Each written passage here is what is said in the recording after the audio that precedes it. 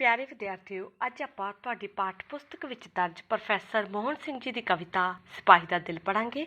ਕਵਿਤਾ ਪੜ੍ਹਨ ਤੋਂ ਪਹਿਲਾਂ ਆਪਾਂ ਪ੍ਰੋਫੈਸਰ ਮੋਹਨ ਸਿੰਘ ਜੀ ਦੇ ਜੀਵਨ ਬਾਰੇ ਚਰਚਾ ਕਰਾਂਗੇ। ਪ੍ਰੋਫੈਸਰ ਮੋਹਨ ਸਿੰਘ ਦਾ ਜਨਮ 1905 ਈਸਵੀ ਵਿੱਚ ਪਿੰਡ ਮਰਦਾਨ, ਜੋ ਕਿ ਹੁਣ ਪਾਕਿਸਤਾਨ ਵਿੱਚ ਹੈ, ਵਿਖੇ ਡਾਕਟਰ ਜੋਤ ਸਿੰਘ ਦੇ ਘਰ ਹੋਇਆ। ਆਪ ਦਾ ਜੱਦੀ ਪਿੰਡ ਧਮਿਆਲ ਜ਼ਿਲ੍ਹਾ ਰਾਵਲਪਿੰਡੀ ਸੀ। ਆਪ ਨੇ MA MOL ਤੱਕ ਵਿੱਦਿਆ ਪ੍ਰਾਪਤ ਕਰਕੇ ਕਈ ਕਿੱਤੇ ਅਪਣਾਏ। ਆਪ ਖਾਲਸਾ ਕਾਲਜ ਅੰਮ੍ਰਿਤਸਰ, ਸਿੱਖ ਨੈਸ਼ਨਲ ਕਾਲਜ ਲਾਹੌਰ ਅਤੇ ਖਾਲਸਾ ਕਾਲਜ ਪਟਿਆਲਾ ਵਿੱਚ ਪ੍ਰੋਫੈਸਰ ਲੱਗੇ ਰਹੇ। ਆਪ ਨੇ 5 ਦਰਿਆ ਨਾਂ ਦਾ ਮਾਸਿਕ ਪੱਤਰ ਵੀ ਜਾਰੀ ਕੀਤਾ। ਆਪਣੇ ਜੀਵਨ ਦੇ ਅੰਤਲੇ ਸਾਲਾਂ ਵਿੱਚ ਪੰਜਾਬ ਐਗਰੀਕਲਚਰ ਯੂਨੀਵਰਸਿਟੀ ਲੁਧਿਆਣਾ ਵਿੱਚ ਪ੍ਰੋਫੈਸਰ ਐਮਰਿਟਸ ਦੇ ਅਹੁਦੇ ਉੱਤੇ ਬਿਰਾਜਮਾਨ ਰਹੇ। ਪ੍ਰੋਫੈਸਰ ਮੋਹਨ ਸਿੰਘ ਨੇ ਆਪਣਾ ਕਾਵਿ ਸਫ਼ਰ ਇੱਕ ਰਵਾਇਤੀ ਰੋਮਾਂਸਵਾਦੀ ਕਵੀ ਦੇ ਤੌਰ 'ਤੇ ਸ਼ੁਰੂ ਕੀਤਾ। ਸਾਵੇ ਪੱਤਰ ਵਿੱਚ ਆਪ ਨੇ ਰਵਾਇਤੀ ਵਿਸ਼ਿਆਂ ਦੇ ਨਾਲ ਰੋਮਾਂਚਕ ਅਤੇ ਪ੍ਰਗਤੀਵਾਦੀ ਭਾਵਾਂ ਦੀ ਕਵਿਤਾ ਲਿਖੀ। ਆਪ ਨੇ ਲੋਕ ਪੀੜ ਅਤੇ ਲੋਕ ਪਿਆਰ ਨੂੰ ਵੀ ਆਪਣੀਆਂ ਕਵਿਤਾਵਾਂ ਦਾ ਵਿਸ਼ਾ ਬਣਾਇਆ। ਪ੍ਰੋਫੈਸਰ ਮੋਹਨ ਸਿੰਘ ਦੀ ਕਾਵਿ ਕਲਾ ਦਾ ਵੱਡਾ ਗੁਣ ਉਹਨਾਂ ਦੀ ਲਾਸਾਨੀ ਕਲਾ ਕੌਸ਼ਲਤਾ ਹੈ। ਸ਼ਬਦ ਚੋਣ ਬੜੀ ਸੁਚੱਜੀ ਅਤੇ ਢੁਕਵੀਂ ਹੈ। ਆਪ ਔਖੇ ਤੋਂ ਔਖੇ ਵਿਚਾਰ ਅਤੇ ਸੂਖਮ ਜਜ਼ਬੇ ਨੂੰ ਸਹਿਜ, ਸਪਸ਼ਟ ਅਤੇ ਸਰਲ ਢੰਗ ਨਾਲ ਪੇਸ਼ ਕਰਨ ਵਿੱਚ ਮਹਾਰਤ ਰੱਖਣ ਵਾਲੇ ਕਵੀ ਸਨ। ਤੁਹਾਡੀ ਪਾਠ ਪੁਸਤਕ ਵਿੱਚ ਆਪ ਜੀ ਦੀਆਂ ਕਵਿਤਾਵਾਂ ਵਿੱਚੋਂ ਸਿਪਾਹੀ ਦਾ ਦਿਲ ਕਵਿਤਾ ਸ਼ਾਮਲ ਕੀਤੀ ਗਈ ਹੈ। ਇਸ ਵਿੱਚ ਪੰਜਾਬੀਆਂ ਦਾ ਦੇਸ਼ ਪਿਆਰ, ਬਹਾਦਰੀ ਅਤੇ ਆਨੰਦਮਈ ਜੀਵਨ ਜਿਉਣ ਦਾ ਜਜ਼ਬਾ ਪ੍ਰਗਟ ਹੋਇਆ ਹੈ। ਪ੍ਰਸੰਗ ਇਹ ਕਾਵਿ ਟੋਟਾ ਪ੍ਰੋਫੈਸਰ ਮੋਹਨ ਸਿੰਘ ਜੀ ਦੀ ਲਿਖੀ ਹੋਈ ਕਵਿਤਾ ਸਿਪਾਹੀ ਦਾ ਦਿਲ ਵਿੱਚੋਂ ਲਿਆ ਗਿਆ ਹੈ, ਜੋ ਕਿ ਸਾਡੀ ਪਾਠ ਪੁਸਤਕ ਆਧੁਨਿਕ ਪੰਜਾਬੀ ਕਾਵਿ ਝਲਕਾਂ ਅਤੇ ਇਤਿਹਾਸ ਵਿੱਚ ਦਰਜ ਹੈ। ਇਸ ਕਵਿਤਾ ਵਿੱਚ ਕਵੀ ਨੇ ਜੰਗ ਵਿੱਚ ਜਾ ਰਹੇ ਇੱਕ ਪੰਜਾਬੀ ਸਿਪਾਹੀ ਦੀ ਦੇਸ਼ ਭਗਤੀ, ਬਹਾਦਰੀ, ਨਿਡਰਤਾ ਅਤੇ ਕੁਰਬਾਨੀ ਦੀ ਭਾਵਨਾ ਨੂੰ ਪੇਸ਼ ਕੀਤਾ ਹੈ। ਇਨ੍ਹਾਂ ਸਤਰਾਂ ਵਿੱਚ ਸਿਪਾਹੀ ਵਿਛੋੜੇ ਕਾਰਨ ਰੋ ਰਹੀ ਆਪਣੀ ਪਤਨੀ ਨੂੰ ਕਹਿੰਦਾ ਹੈ ਕਿ ਉਹ ਰੋਣਾ ਛੱਡ ਕੇ ਉਸ ਨੂੰ ਜੰਗ ਵਿੱਚ ਜਾਣ ਦੇਵੇ। ਵਾਂਗਾਂ ਛੱਡ ਦੇ ਹੰਝੂਆਂ ਵਾਲੀਏ ਨੀ, ਪੈਰ ਧਰਨ ਦੇ ਮੈਨੂੰ ਰਕਾਬ ਉੱਤੇ। ਵਾਂਗਾਂ ਤੋਂ ਕੀ ਭਾਵ ਹੈ? ਘੋੜੇ ਦੀ ਲੰਗਾਮ ਨੂੰ ਵੱਡੀ ਡੋਰੀ। ਹੰਝੂਆਂ ਵਾਲੀਏ ਕਿਹਨੂੰ ਕਿਹਾ ਗਿਆ? ਸਿਪਾਹੀ ਦੀ ਪਤਨੀ ਨੂੰ। ਰਕਾਬ ਹੁੰਦਾ ਹੈ ਘੋੜੇ ਦੀ ਕਾਠੀ ਦੇ ਤਸਮੇ ਨਾਲ ਬੱਧਾ ਪੈਰ ਰੱਖਣ ਵਾਲਾ ਕੁੰਡਲ।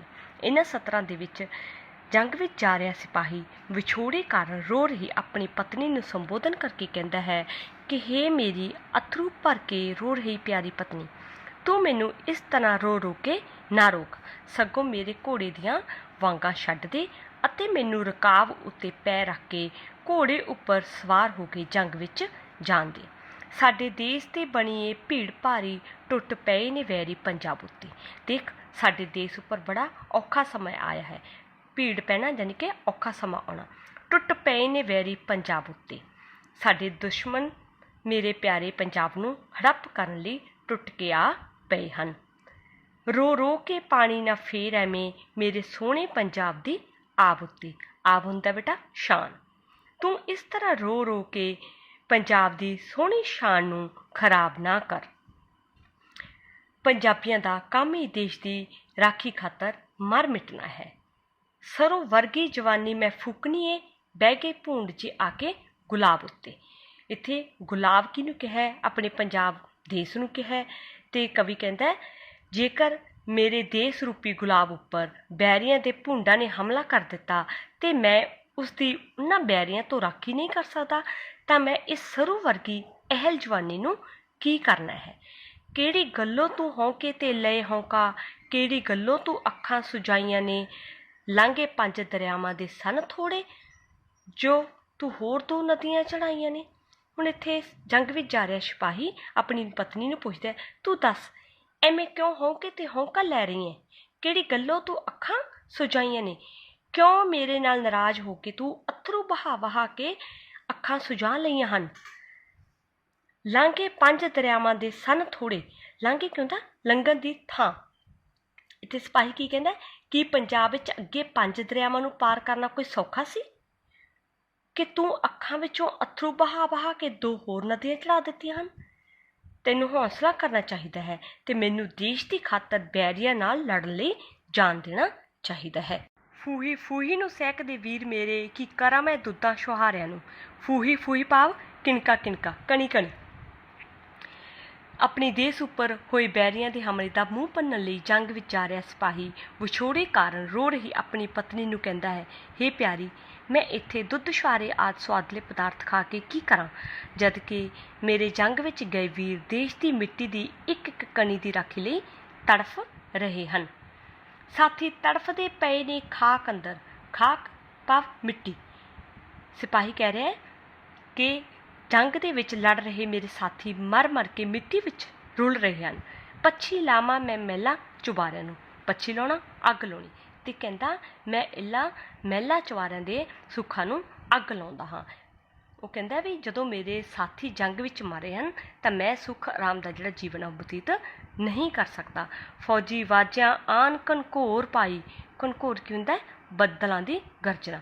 ਦੇਖ ਕਹਿੰਦਾ ਫੌਜੀ ਵਾਜੇ ਬੱਦਲਾਂ ਵਾਂਗ ਗੱਜ ਰਹੇ ਨੇ, ਲੱਗ ਗਿਆ ਏ ਡਗਾ ਨਗਾਰਿਆਂ ਨੂੰ, ਤੇ ਜੰਗ ਦੇ ਨਗਾਰਿਆਂ ਉੱਪਰ ਡਗਾ ਵੱਜ ਚੁੱਕਿਆ ਹੈ। मेरे घोड़े भी चुक ले कन्न दोवें, कन्न चुकना मतलब चुकन्ने हो जाना।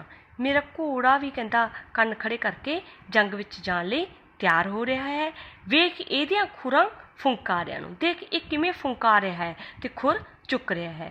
डोले फर्क ते पए ने अज मेरे, जोश नाल पई कंबदी जान मेरी। अज दुश्मन नूं देश उपर चढ़िया देख के मेरे डोले फरक रहे हैं अते जोश नाल मेरी जान कंब रही है। जीबां कढ़दे पए ने तीर गिठ गिठ, पई आकड़ा भनदी कमान मेरी। मेरे पत्थे विचले तीर गिठ गिठ जीबां कढ़ के दुश्मनां नूं मारन लई गुस्से विच आ रहे हैं, ते मेरी कमान भी आकड़ा भनदी होई दुश्मनां उपर तीरां दी वरखा करन लई तत्पर होई पई है।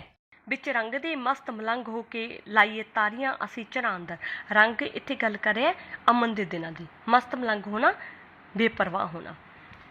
ਇੱਥੇ ਜਿਹੜਾ ਫੌਜੀ ਜੰਗ ਦੇ ਵਿੱਚ ਜਾ ਰਿਹਾ ਫੌਜੀ ਆਪਣੀ ਵਿਛੋੜੇ ਦੇ ਕਾਰਨ ਰੋ ਰਹੀ ਪਤਨੀ ਨੂੰ ਹੌਸਲਾ ਦਿੰਦਾ ਹੋਇਆ ਕਹਿੰਦਾ, ਹੇ ਪਿਆਰੀ, ਅਸੀਂ ਅਮਨ ਦੇ ਦਿਨਾਂ ਵਿੱਚ ਜਦੋਂ ਖੁਸ਼ੀ ਮਾਣ ਰਹੇ ਹੁੰਦੇ ਹਾਂ ਤਾਂ ਅਸੀਂ ਰੰਗਾਂ ਤੇ ਖੁਸ਼ੀਆਂ ਵਿੱਚ ਮਸਤ ਮਲੰਗ ਹੋ ਕੇ ਝੰਨਾ ਦਰਿਆ ਵਿੱਚ ਤਾਰੀਆਂ ਮਾਰਦੇ ਹਾਂ ਤੇ ਪ੍ਰੀਤਾਂ ਪਾਲਦੇ ਹਾਂ।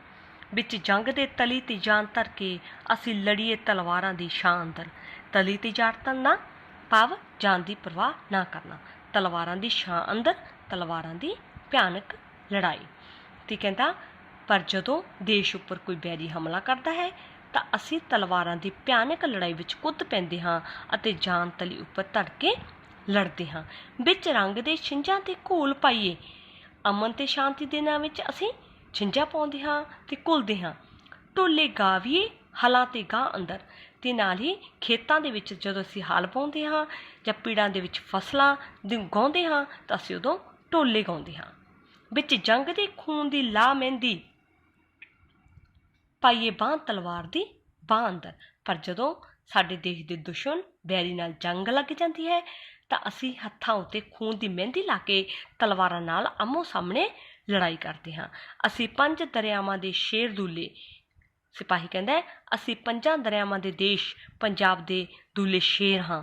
ਦੋਵਾਂ ਦੇਵੀਆਂ ਨੂੰ ਨਮਸਕਾਰ ਸਾਡੀ, 2 ਦੇਵੀਆਂ ਭਾਵ ਨਾਰੀ ਤੇ ਤਲਵਾਰ।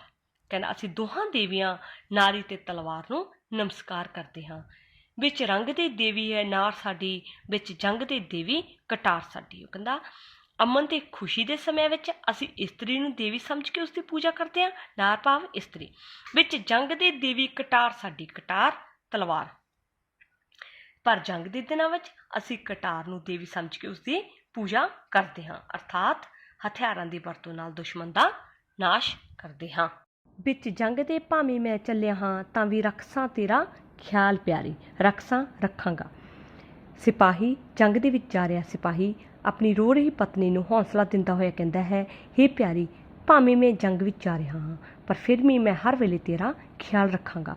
ਬੁੰਦੇ ਸਮਝ ਕੇ ਤੇਰੇ ਮੈਂ ਸ਼ਰਿਆਂ ਨੂੰ ਲਾਸਾਂ ਕੁੱਟ ਕਲੇਜੇ ਦੇ ਨਾਲ ਪਿਆਰੀ। ਬੰਦੂਕਾਂ ਦੇ ਸ਼ਰਿਆਂ ਨੂੰ ਮੈਂ ਤੇਰੇ ਕੰਨਾਂ ਦੇ ਬੁੰਦੇ ਸਮਝ ਕੇ ਕੁੱਟ ਕੇ ਕਲੇਜੇ ਨਾਲ ਲਾਵਾਂਗਾ। ਤੂੰ ਆ ਵੇਖ ਕੇ ਤੋਪਾਂ 'ਚੋਂ ਵੱਲ ਖਾਂਦਾ, ਤੇਰੇ ਸਮਝ ਸਾਂ ਘੁੰਗਰੇ ਬਾਲ ਪਿਆਰੀ। ਮੈਂ ਗੋਲੇ ਚਲਾ ਰਹੀ ਤੋਪ ਦੇ ਮੂੰਹ ਵਿੱਚੋਂ ਨਿਕਲਦਾ ਪੇਚ ਖਾਂਦਾ ਧੂਆ, ਉਸ ਨੂੰ ਦੇਖ ਕੇ ਉਸ ਨੂੰ ਤੇਰੇ ਘੁੰਗਰਾਲੇ ਵਾਲ ਸਮਝਾਂਗਾ। ਤੇਰੀ ਪਲਕਾਂ ਦੀ ਯਾਦ ਵਿੱਚ ਤੀਰ ਖਾਸਾਂ, ਹਾਥੀ ਵੇਖ ਚਿਤਾਰਸਾਂ ਚਾਲ ਪਿਆਰੀ। ਮੈਂ ਤੇਰੀਆਂ ਸੁੰਦਰ ਪਲਕਾਂ ਦੀ ਯਾਦ ਵਿੱਚ ਤੀਰ ਖਾਵਾਂਗਾ, ਅਰਥਾਤ ਭਾਵ ਕੀ ਹੈ, ਜਦੋਂ ਮੇਰੀ ਹਿੱਕ ਵਿੱਚ ਵੈਰੀ ਦੇ ਤੀਰ ਵੱਜਣਗੇ ਤਾਂ ਮੈਂ ਸਮਝਾਂਗਾ ਇਹ ਤਾਂ ਮੈਂ ਤੇਰੀਆਂ ਸੁੰਦਰ ਪਲਕਾਂ ਦੇ ਤੀਰਾਂ ਨਾਲ ਜ਼ਖਮੀ ਹੋਇਆ ਹਾਂ। ਹਾਥੀ ਵੇਖ ਚਿਤਾਰਸਾਂ ਚਾਲ ਪਿਆਰੇ। ਚਿਤਾਰਸਾਂ ਭਾਵ ਚੇਤੇ ਕਰਾਂਗਾ। ਜੰਗ ਵਿੱਚ ਮਸਤ ਹਾਥੀਆਂ ਨੂੰ ਵੇਖ ਕੇ ਮੈਨੂੰ ਤੇਰੀ ਮਸਤਾਨੀ ਤੋਰ ਦੀ ਯਾਦ ਆਵੇਗੀ। ਜੇ ਮੈਂ ਜਿਉਂਦਾ ਜਾਗਦਾ ਪਰਤ ਆਇਆ, ਰੱਖ ਸਾਈਂ ਦੀ ਮੈਨੂੰ ਬੁਲਾ ਛੱਡੀ। ਸਾਈਂ ਦੀ ਰੱਖ ਦਾ ਭਾਵ ਰੱਬ ਹੀ ਰਖਵਾਲੀ ਕਰਦਾ ਹੈ। ਸਿਪਾਹੀ ਕਹਿੰਦਾ ਹੈ ਕਿ ਹੇ ਪਿਆਰੀ, ਜੇ ਮੈਂ ਲੜਾਈ ਵਿੱਚੋਂ ਜਿਉਂਦਾ ਜਾਗਦਾ ਵਾਪਸ ਆ ਗਿਆ ਤਾਂ ਤੂੰ ਮੈਨੂੰ ਸਾਈਂ ਦੀ ਰੱਖ ਬੁਲਾ ਦੇਵੀਂ, ਅਰਥਾਤ ਇਹ ਸਮਝੀ ਕਿ ਮੈਨੂੰ ਰੱਖਣ ਵਾਲਾ ਰੱਬ ਹੈ। ਨਹੀਂ ਤਾਂ ਪੁੱਤ ਜਦ ਮੇਰਾ ਜਵਾਨ ਹੋਇਆ ਤੇ ਉਸ ਨੂੰ ਮੇਰੀ ਫੜਾ ਛੱਡੀ। ਅਤੇ ਜੇ ਮੈਂ ਜੰਗ ਵਿੱਚ ਸ਼ਹੀਦ ਹੋ ਗਿਆ, ਮੈਂ ਜਿਉਂਦਾ ਜਾਗਦਾ ਪਰਤ ਨਾ ਸਕਿਆ, ਤਾਂ ਮੇਰੀ ਕੁਰਬਾਨੀ ਦੀ ਲੀਹ ਨੂੰ ਕਾਇਮ ਰੱਖਣ ਲਈ ਜਦੋਂ ਮੇਰਾ ਪੁੱਤ ਜਵਾਨ ਹੋਵੇਗਾ, ਮੇਰੀ ਤਲਵਾਰ ਉਸ ਦੇ ਹੱਥ ਵਿੱਚ ਫੜਾ ਕੇ ਉਸ ਨੂੰ ਦੇਸ਼ ਦੀ ਰਾਖੀ ਲਈ ਤੋਰ ਦੇਵੀਂ। ਕੇਂਦਰੀ ਭਾਵ ਸਿਪਾਹੀ ਦਾ ਦਿਲ ਕਵਿਤਾ ਪ੍ਰੋਫੈਸਰ ਮੋਹਨ ਸਿੰਘ ਦੀ ਰਚਨਾ ਹੈ। ਇਸ ਕਵਿਤਾ ਵਿੱਚ ਪੰਜਾਬੀਆਂ ਦਾ ਦੇਸ਼ ਪਿਆਰ, ਬਹਾਦਰੀ ਅਤੇ ਆਨੰਦਮਈ ਜੀਵਨ ਜਿਉਣ ਦਾ ਜਜ਼ਬਾ ਪ੍ਰਗਟ ਹੋਇਆ ਹੈ। ਜਦੋਂ ਪੰਜਾਬੀ ਸਿਪਾਹੀ ਨੂੰ ਇਹ ਪਤਾ ਲੱਗਦਾ ਹੈ ਕਿ ਦੁਸ਼ਮਣ ਨੇ ਉਸ ਦੇ ਦੇਸ਼ ਉੱਪਰ ਹਮਲਾ ਕਰ ਦਿੱਤਾ ਹੈ, ਤਾਂ ਉਹ ਆਪਣਾ ਸੁੱਖ ਆਰਾਮ ਦਾ ਜੀਵਨ ਛੱਡ ਕੇ ਦੇਸ਼ ਲਈ ਕੁਰਬਾਨੀ ਕਰਨ ਲਈ ਤਿਆਰ ਹੋ ਜਾਂਦਾ ਹੈ। ਪੰਜਾਬੀ ਸਿਪਾਹੀ ਅਮਨ ਦੇ ਦਿਨਾਂ ਦੇ ਦੌਰਾਨ ਆਨੰਦਮਈ ਜੀਵਨ ਬਤੀਤ ਕਰਦਾ ਹੈ, ਪਰ ਜਦੋਂ ਜੰਗ ਦਾ ਸਮਾਂ ਹੁੰਦਾ ਹੈ ਤਾਂ ਉਹ ਜੰਗ ਵਿੱਚ ਮਰਨ ਤੋਂ ਵੀ ਨਹੀਂ ਡਰਦਾ, ਸਗੋਂ ਇਹ ਇੱਛਾ ਕਰਦਾ ਹੈ ਕਿ ਉਸ ਦੇ ਮਰਨ ਮਗਰੋਂ ਉਸ ਦਾ ਪੁੱਤਰ ਵੀ ਦੇਸ਼ ਲਈ ਕੁਰਬਾਨ ਹੋਵੇ। ਹੁਣ ਆਪਾਂ ਛੋਟੇ ਪ੍ਰਸ਼ਨ ਉੱਤਰ ਵੇਖਦੇ ਹਾਂ। ਪਹਿਲਾ ਪ੍ਰਸ਼ਨ ਹੈ ਕਿ ਤੁਹਾਡੀ ਪਾਠ ਪੁਸਤਕ ਵਿੱਚ ਪ੍ਰੋਫੈਸਰ ਮੋਹਨ ਸਿੰਘ ਦੀ ਕਿਹੜੀ ਕਵਿਤਾ ਸ਼ਾਮਲ ਹੈ? ਉੱਤਰ ਹੈ ਸਿਪਾਹੀ ਦਾ ਦਿਲ। ਦੂਸਰਾ ਪ੍ਰਸ਼ਨ, ਸਿਪਾਹੀ ਦਾ ਦਿਲ ਕਵਿਤਾ ਦਾ ਲੇਖਕ ਕੌਣ ਹੈ? ਪ੍ਰੋਫੈਸਰ ਮੋਹਨ ਸਿੰਘ। ਤੀਜਾ ਪ੍ਰਸ਼ਨ, ਸਿਪਾਹੀ ਦਾ ਦਿਲ ਕਵਿਤਾ ਕਿਹੋ ਜਿਹੇ ਭਾਵਾਂ ਨਾਲ ਭਰਪੂਰ ਹੈ? ਕਿ ਇਹਦੇ ਵਿੱਚ ਕਿਹੋ ਜਿਹੇ ਜਿਹੜੇ ਭਾਵ ਹੈ ਉਹ ਭਰੇ ਹੋਏ ਨੇ? ਤਾਂ ਉੱਤਰ ਹੈ ਦੇਸ਼ ਭਗਤੀ ਭਰੇ। ਚੌਥਾ ਪ੍ਰਸ਼ਨ, ਇਸ ਕਵਿਤਾ ਵਿੱਚ ਹੰਝੂਆਂ ਵਾਲੀ ਕੌਣ ਹੈ? ਉੱਤਰ ਕੀ ਹੈ ਬੱਚਿਓ? ਸਿਪਾਹੀ ਦੀ ਪਤਨੀ। ਪੰਜਵਾਂ ਪ੍ਰਸ਼ਨ, ਸਿਪਾਹੀ ਦੀ ਪਤਨੀ ਪਤੀ ਨੂੰ ਜੰਗ ਵਿੱਚ ਜਾਣੋਂ ਰੋਕਣ ਲਈ ਉਸ ਦੇ ਘੋੜੇ ਦੀਆਂ ਵਾਗਾਂ ਫੜ ਕੇ ਕੀ ਕਰ ਰਹੀ ਹੈ? ਉੱਤਰ ਹੈ ਰੋ ਰਹੀ ਹੈ। ਪ੍ਰਸ਼ਨ ਨੰਬਰ 6, ਸਿਪਾਹੀ ਦਾ ਦਿਲ ਕਵਿਤਾ ਅਨੁਸਾਰ ਕਿਸ ਦੇਸ਼ ਉੱਤੇ ਭੀੜ ਬਣੀ ਹੋਈ ਹੈ? ਉੱਤਰ ਕੀ ਹੈ? ਪੰਜਾਬ ਉੱਤੇ। ਪ੍ਰਸ਼ਨ ਨੰਬਰ 7, ਸਰੋਂ ਵਰਗੀ ਜਵਾਨੀ ਕਿਸ ਦੀ ਹੈ? ਉੱਤਰ ਹੈ ਸਿਪਾਹੀ ਦੀ। ਪ੍ਰਸ਼ਨ ਨੰਬਰ 8, ਸਿਪਾਹੀ ਜੰਗ ਵਿੱਚ ਕਿਸ ਤਰ੍ਹਾਂ ਲੜਦੇ ਹਨ? ਉੱਤਰ ਹੈ ਜਾਨ ਤਲੀ 'ਤੇ ਧਰ ਕੇ। ਪ੍ਰਸ਼ਨ ਨੰਬਰ 9, ਸਿਪਾਹੀ ਦਾ ਦਿਲ ਕਵਿਤਾ ਵਿੱਚ ਕਿਹੜੀਆਂ ਦੋ ਦੇਵੀਆਂ ਦਾ ਜ਼ਿਕਰ ਆਇਆ ਹੈ, ਜਾਂ ਕਵੀ ਕਿਹੜੀਆਂ ਦੋ ਦੇਵੀਆਂ ਨੂੰ ਨਮਸਕਾਰ ਕਰਦਾ ਹੈ? ਉੱਤਰ ਕੀ ਹੈ? ਤਲਵਾਰ ਤੇ ਨਾਰ। ਨਾਰ ਭਾਵ ਇਸਤਰੀ। ਪ੍ਰਸ਼ਨ ਨੰਬਰ 10, ਸਿਪਾਹੀ ਅਨੁਸਾਰ ਰੰਗ ਭਾਵ ਅਮਨ ਵਿੱਚ ਉਹਨਾਂ ਦੀ ਦੇਵੀ ਕੌਣ ਹੁੰਦੀ ਹੈ? ਉੱਤਰ ਹੈ ਨਾਰ, ਕਿ ਅਮਨ ਦੇ ਦਿਨਾਂ ਵਿੱਚ ਇਸਤਰੀ ਉਹਨਾਂ ਦੀ ਦੇਵੀ ਹੁੰਦੀ ਹੈ। ਪ੍ਰਸ਼ਨ ਨੰਬਰ 11, ਸਿਪਾਹੀ ਅਨੁਸਾਰ ਜੰਗ ਵਿੱਚ ਉਹਨਾਂ ਦੀ ਦੇਵੀ ਕੌਣ ਹੁੰਦੀ ਹੈ? ਉੱਤਰ ਹੈ ਤਲਵਾਰ। ਪ੍ਰਸ਼ਨ ਨੰਬਰ 12, ਸਿਪਾਹੀ ਆਪਣੀ ਮੌਤ ਹੋਣ ਦੀ ਹਾਲਤ ਵਿੱਚ ਆਪਣੀ ਤਲਵਾਰ ਕਿਸ ਦੇ ਹੱਥ ਦੇਣੀ ਚਾਹੁੰਦਾ ਹੈ? ਉੱਤਰ ਕੀ ਹੈ? ਪੁੱਤਰ ਦੇ, ਆਪਣੇ ਪੁੱਤਰ ਦੇ ਹੱਥ ਵਿੱਚ ਆਪਣੀ ਤਲਵਾਰ ਦੇਣੀ ਚਾਹੁੰਦਾ ਹੈ। ਪ੍ਰਸ਼ਨ ਨੰਬਰ 13, ਸਿਪਾਹੀ ਦਾ ਦਿਲ ਕਵਿਤਾ ਵਿੱਚ ਪੰਜਾਬੀ ਨੌਜਵਾਨ ਦੀ ਕਿਹੜੀ ਭਾਵਨਾ ਨੂੰ ਪ੍ਰਗਟ ਕੀਤਾ ਗਿਆ ਹੈ? ਉੱਤਰ ਹੈ ਦੇਸ਼ ਭਗਤੀ ਦੀ, ਕਿ ਪੰਜਾਬੀ ਨੌਜਵਾਨ ਦੇ ਮਨ ਦੇ ਵਿੱਚ ਆਪਣੀ ਦੇਸ਼ ਭਗਤੀ ਦੀ ਜਿਹੜੀ ਉਹ ਭਾਵਨਾ ਉਹ ਭਰੀ ਹੋਈ ਹੈ।